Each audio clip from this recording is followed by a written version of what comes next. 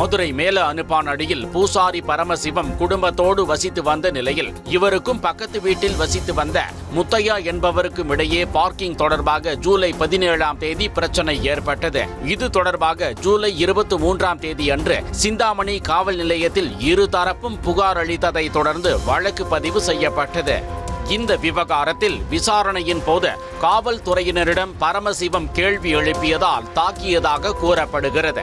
இதன் பிறகு ஆகஸ்ட் 5ஆம் தேதி உடல்நலம் பாதிக்கப்பட்டு மருத்துவமனைக்கு அனுப்பப்பட்ட பிறகு மூளையில் இரத்த கசிவு ஏற்பட்டது தெரிய வந்தது.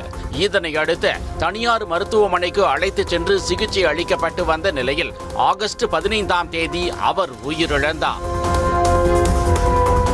இதற்கிடையே பரமசிவத்தை தாக்கிய சிந்தாமணி காவல் நிலைய ஆய்வாளர் பாஸ்கரன், சார்பு ஆய்வாளர் ஜெயக்குமார், காவலர்கள் ஆனந்த், அப்துல் முகமது உள்ளிட்டோர் மீது நடவடிக்கை எடுக்க உத்தரவிடக் கோரி குடும்பத்தினர் உயர்நீதிமன்ற மதுரை கிளையில் மனு தாக்கல் செய்தனர்.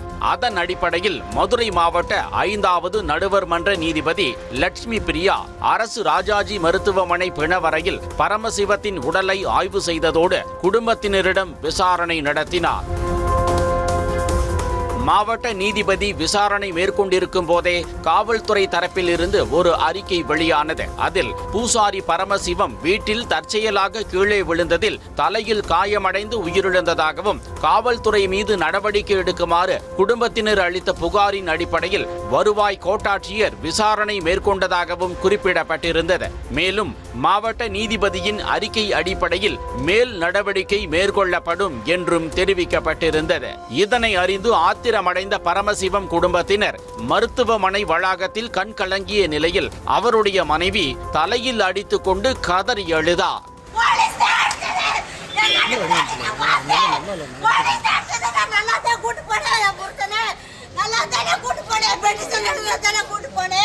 ஒரு சின்ன பஞ்சாயத்துக்கு அவர் கூட வீடியோ எடுத்து வச்சிருக்காரு, எனக்கு தெரியாம வீடியோ எடுத்து வச்சிருக்காரு. அந்த வீடியோல கூட நம்பிக்கை இல்லையா?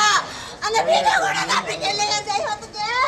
பின்னர் செய்தியாளர்களிடம் பேசிய பரமசிவத்தின் மனைவி கீழே விழுந்து அவர் உயிரிழக்கவில்லை என்றும் காவல்துறையினர் தாக்கியதால் தான் உயிரிழந்ததாகவும் அவர்கள் மீது உரிய நடவடிக்கை எடுக்க வேண்டும் எனவும் கோரிக்கை விடுத்துள்ளார். போலீஸ் சர்டிபிகேட் தராங்க, என் புருஷன் கீழே விழுந்துட்டாங்கன்னு சொல்றாங்க. என் புருஷன் கீழே இல்ல, கீழே உள்ள இல்ல, கீழே விழுகல. என் புருஷன் கீழே விழுகல, என் புருஷன் கீழே விழுகல, அடிச்சுதான் கொண்டுட்டாங்க. இந்த விவகாரத்தை மாவட்ட நீதிபதியிடம் முறையிட்ட பரமசிவத்தின் குடும்பத்தினர் உடலை வாங்க மறுப்பு தெரிவித்தனர். தன்னுடைய விசாரணையின் அடிப்படையிலேயே அடுத்த கட்ட நடவடிக்கைகள் எடுக்கப்படும் என நீதிபதி தெரிவித்ததை தொடர்ந்து உடலை பெற குடும்பத்தினர் சம்மதம் தெரிவித்தனர்.